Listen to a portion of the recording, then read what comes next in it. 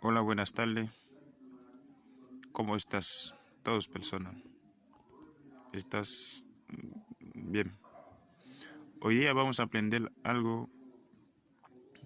alguna palabra que usted puede utilizar en tu casa. Yo ya no voy a poner qué mot vocabulaire n'a utiliser la caille no.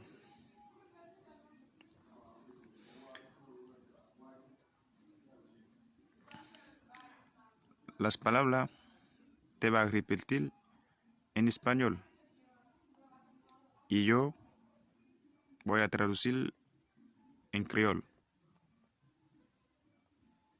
Familia, Qui c'est famille, mamá, maman,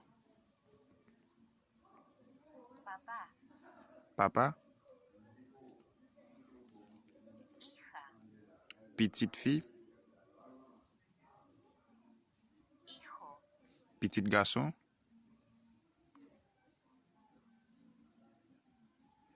nieto, nieta, petite, petite, prima, primo, cousin, cousine,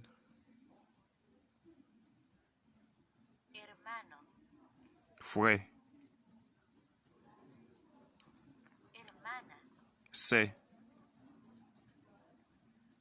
cuñado, beau-frère,